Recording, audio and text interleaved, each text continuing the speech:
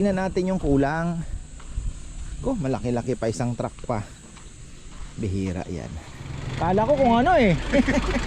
Ayan, ang ganda ng baboy. Ito sila ng hakot.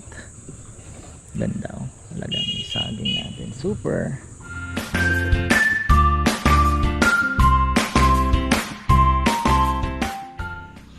Ay, magandang buhay. Yan. Ito tayo sa taas. Hinintay ko si ka-Farmer Anthony. Anong oras na ba? 9 o'clock pa lang pala. Before 10 daw darating siya. May order pa naman tayong tatlong ngayon, lechon. Kulang na po ng isang baboy. Pero may order naman ako kay ka-Farmer Anthony, 14 pieces. Medyo matumal po tayo ngayon. So puro ka-Farmer Anthony tayo next week. Tapos may diniliver na tatlo si paring Marvin kahapon. Isang araw pala. Ay, tapos magpapakarga.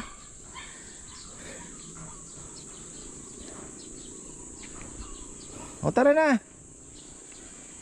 Wag ka magpapakarga kay Papa.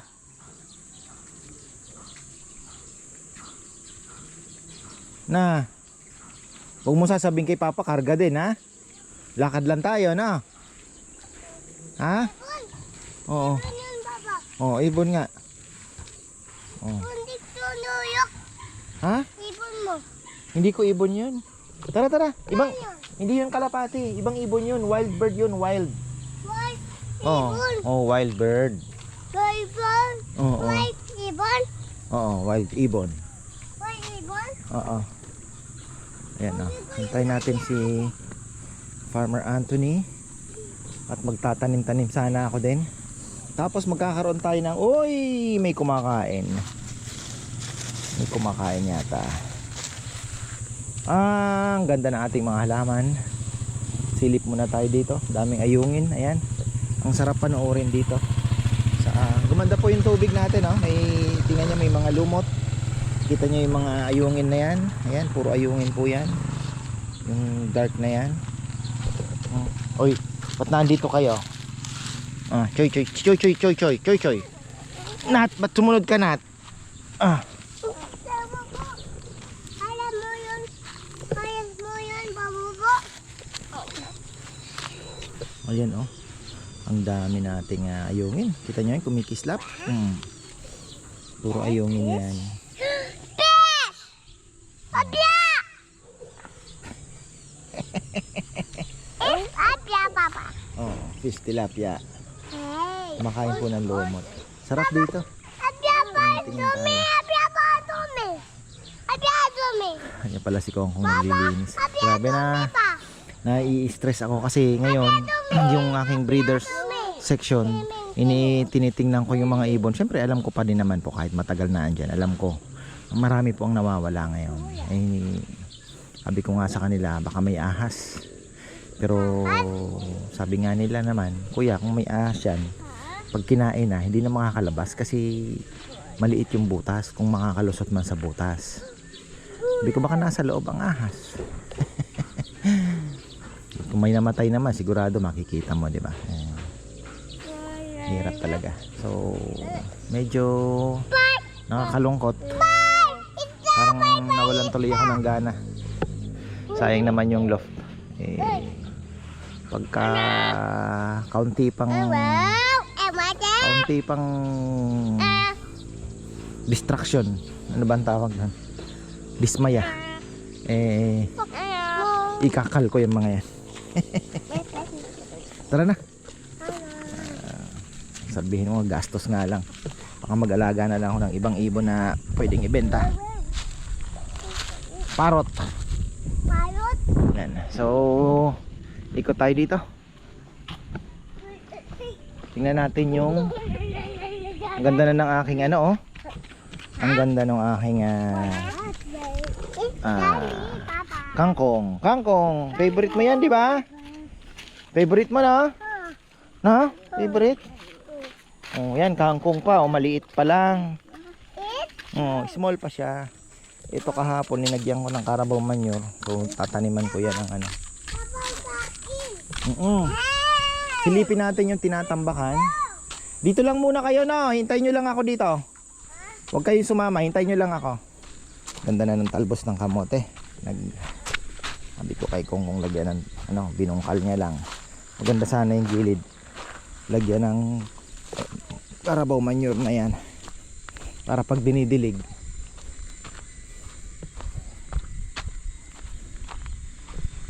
Diyan lang kayo. Ay, talagang anak ko. Diyan ka lang, babalik din si... Ay, chicken ko lang to eh. Talaga itong anak ko, nakababa. Titingnan natin yung kulang. Malaki-laki pa, isang truck pa. Bihira yan.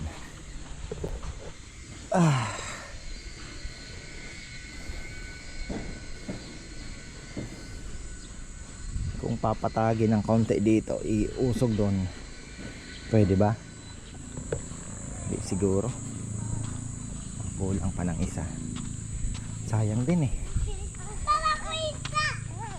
Krista! Ha? Tara. Sabi ko sa'yo, sisilipin ko lang eh. Punta natin si Tito Rambo. Saan? Pupunta tayo doon. Yun? Kasi hintay natin yung baboy. Baboy? Tubo na yung ating hindi naman nadilig pa oh. Feeling boy! Ating talbos. Ganda na yan. Pispan! Dahon na. Parang naipit yung aking dibdib pa. Oh, Nat. Ikaw, ba't sumunod ka pa kasi?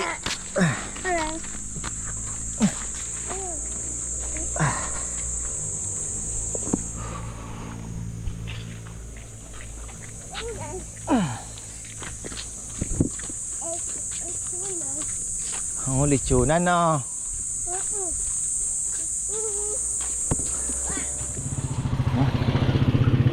Farmer Anthony, ayan na. Iba yung daming sasakyan talaga nito. Kala ko kung ano eh. Ayan, ang ganda ng baboy. May 40 plus siya. So, mga gusto ng 45 kilos, pwede na tayo sa 17,000. Ayan. Medyo ano po ngayon. Medyo krisis talaga. Nagtaas lahat, pati uling. Mga Ricardo, makakagulat. Uling po ngayon 670 na naman, almost 700 na. Patay tayo. Baka may mag-comment dyan, sabihin nyo ba't di ka na lang mag-oven. Iba po yung luto ng uling sa luto ng oven. Kahit ano ang sabihin nila na init lang ang kailangan, iba po yung flavor na nagagawa nung sa uling talaga. Iba. Meron po siyang naibibigay na smoky flavor na hindi mo makukuha sa oven. Tapos mahal na rin ang oven ngayon. Ay ano, gasol. Diba? So, iba pa rin talaga yung traditional. Ayan. May susunod pa ba yan? Marami pa, no? Medyo maliliit. Problema may lang yan. 45 at 30 pa. Kung may o-order pa. 40 at 30. Malalaki yung in-order. Baka hindi kasi sa... Hindi, binilang ko talaga yung ano eh, yung mga kailangan ko dahil mahirap mag-stock din yung pakain, ang bigat na eh. Sa ano, ay! Butas yung ano mo. Kaya hirap. Dapat Sumabit. sasapin na mo agad yung ano. Talagang may butas yan. Kasi may tali, hindi ko mabubuksan itong side eh. Ayan o. Hindi mabugaw na ni Kong Kong yung dito. Ay, ayan na. Si Farmer Anthony. Iniwan ko na muna at mukhang si Gian ay naandyan na. Ayun na yata oh. Kulay pula. Ayan. So, ikot tayo mamaya dito. At may tata tayong lechon. Ay, thank you. Makaraos-raos lang. Sabi ko nga, nag-uusap kami ni Farmer Anthony tungkol sa nangyayari. Kasi sabi niya kung hindi mo na kaya angkatin, ay aalok niya daw po sa iba. So, wala namang problema yun. Kasi talagang kailangan natin maghanap buhay. Sabi ko, titingnan natin kasi ngayon, sa inyo lang naman dalawa ka ako ni Sebi ako umiikot. So, balay mo, malaro-laro natin, di ba? At sabi ko nga, wag lang dumating sa punto na sobrang mahal na ng gasolina at dumating sa punto na wala nang mabilhan, 'di ba? Nagkulang-kulang na, iikot ka, sasabihin sa iyo na sir, 5 litro lang po ang minimum, ang maximum natin. Doon na po tayo maaaray. Pero kung sabihin mo na ang presyo ng diesel ay hindi mo na kahit mag 100, 90 to 100, kaya pa naman po yan. Hindi naman tayo madadali pa. Basta wag lang yung sobrang taas at tipong wala na pong mabili. Ayan. Abangan nyo po sa next vlog dahil si Gian ay sana makapag vlog kami kasi baka umakyat din po sa taas at makita yung natin, ma-check yung ating tawag dito, bubong. Ay, ayan na. Bago natin balikan natin yung puntahan natin sila. Nagpapahakot po ako ng Carabao manure ngayon at making our soil, ano ba ang tawag dyan, fertile. Ayan, inaano natin maging mataba. May tao.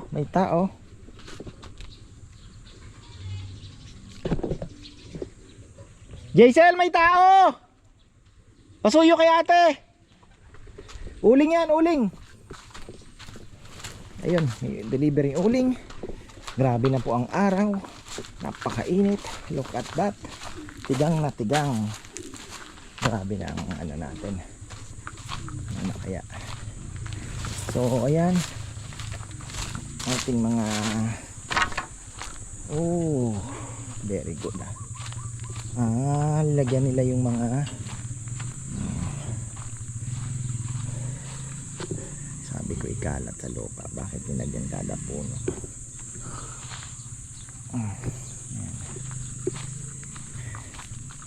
Ito mayroon na to. Ang naano ko sana matambak dito ba, pero okay na din yan. Unahin na muna natin yung kasi ito wala pa naman tong wala pa tong mga talong. Ayan.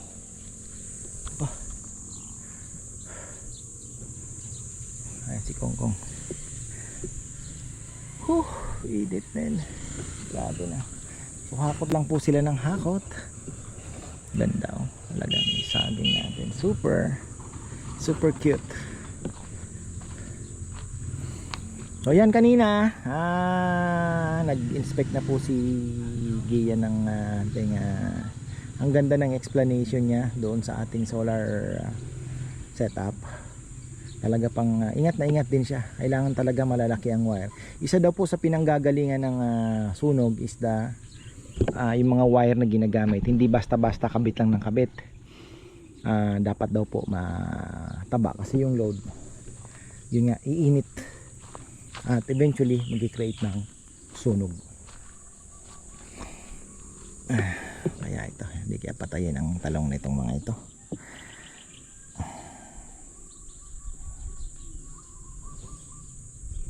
So yan po ang fertilizer natin na tingin ko naman ay magiging maganda para sa ating mga halaman.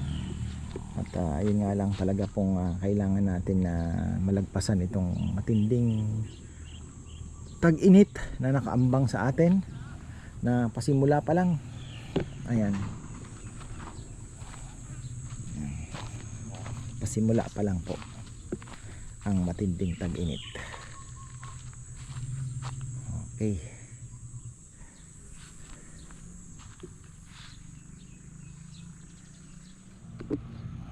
So yan po, pati mga saging nilagyan na rin po nila. Maganda rin naman po. Tapos ang susunod natin gagawin siguro mga 2 months pa. Kailangan natin maklear ito. Yan, yung mga malalaking lang yun, pwede naman natin igilid na lang muna dyan. Tapos ito yung mga kailangan tanggalin, kagaya niyan. Maayos natin, malinis po natin. Ito, grabe. Silipin natin yung ating lechonan. Meron tayong 3 ngayon. Napakabigat po ng ang away ating mga delivery delivery man natin. Mga diesel po kasi ang gamit nila. Sabi ko nga kay Bebe, kailangan natin na abisuhan din yung mga magpapadeliver kung gusto lang. Kaya lang ang problema, pagka nalaman po nila na let's say ang delivery medyo nagmahanap din po sila ng paraan. Minsan sabihin na pa-pick up ko na lang para makatipid-tipid din. Kasi talagang crisis wala, apektado na po talaga. Crisis, di ba? So sabihin nila pa-pick up na lang, or yung iba sila na nagbubuk ng lalamove. Pero yung iba naman talagang gusto sina Mario at Romel ang maghahatid, lalo na po kung mga regular naman ng nilang magataga pag-deliver. So kumpleto na naman ang baboy natin. Mahina ang order ng Sabado at Linggo, pero ang good news naman ay meron naman po tayo mga order ng weekdays na ahead next week. Marami daw dito, pugad. Marami daw pugad. Wala naman doon may dulo. Yan ang ayun naririnig nyo. Dami, pisa na yung mga sinachiching, ang dami nakukuha, mga nanguhulog na inakay. Sabi ko, patay tayo dyan. Pinipilit nilang buhayin, kaya lang talagang mahirap kung hindi mo kumakain. Ito ng mga baboy ngayon, puro Anthony yan. Sebi at Anthony lang po tayo, kaya quality. Ayan tapos bakit nagtalbos din pala yung mangga. Nagtatalbos kasi mahina ang buong bulaklak. Bagay yung mga old naglabas naman po ng mga bulaklak. Yan, sana makapagpabunga tayo ng marami-rami nito, kasi ito si Bebe, pinakahihintay niya po ito. Excited po siya dito sa mangga na to, dahil sabi ko nga ay kami na lang po ang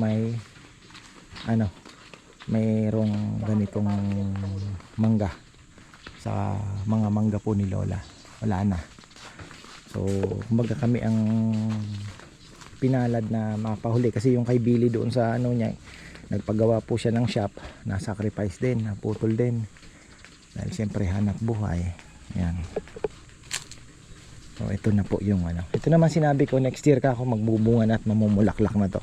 Hindi naman ako pinahiya, dahil ayan medyo binabalot na nga ni Bebe. At may mga may mga apple mango po ito, apple mango. Apple mango. Sana ay maging malalaki po ito ilang natin alam kung lalaki ba talaga. Tapos Carabao manure dito, mahali natin yan para hindi naman siguro mga amoy. Yan, basta tuyo lang.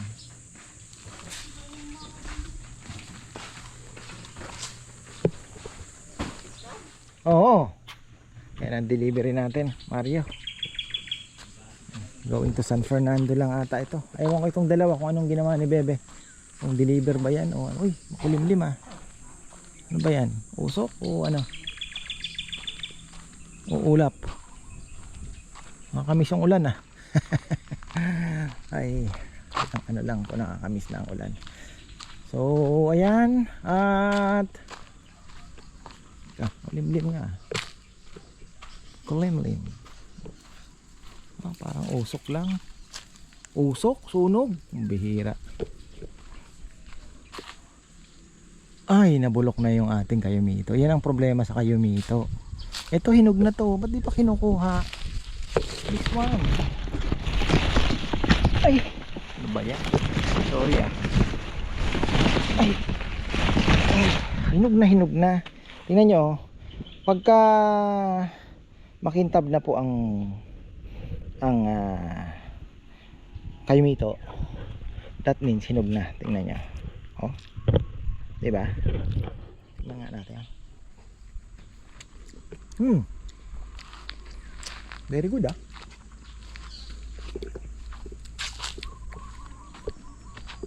Hinog na oh. Yung pao.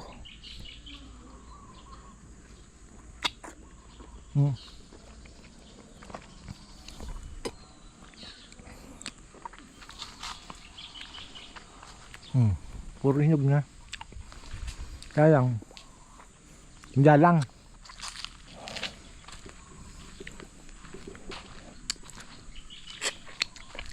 Ang nahanap kong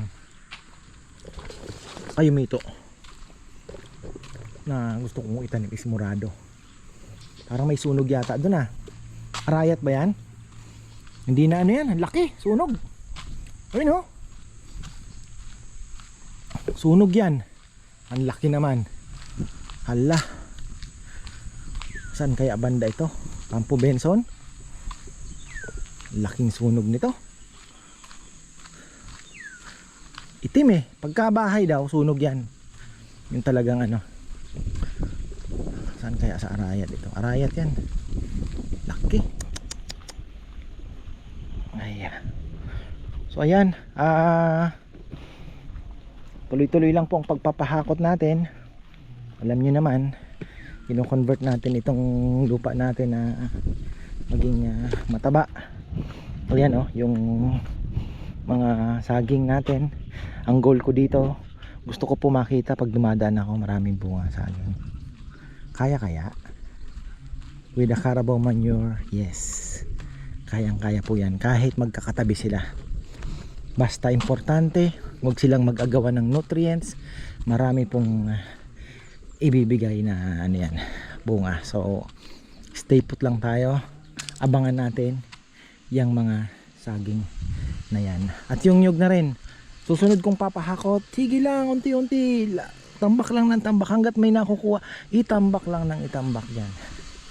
Ganun po yung ating gagawin. Tapos dito din, ano kaya ang nangyari? Saan kaya ang sunog? Silipin nga natin. Grabe po ang ano ah. Ano kaya yan? Bago tayo magtapos. So ayan, abangan ninyo. Tayo po ay ako ay aakyat mamaya bago ko tapusin yung vlog ko din sa ano, gusto kong maakyat yung buwang natin kung gaano baka lapad para magkasya yung sana magkasya daw po yung 20 doon sa kabila. Ayun oh, sunog nga. Ay grabe, umiikot oh. Siguro yung ano yan, yung saan kaya ang sunog? Lucky. Grabe. Oh.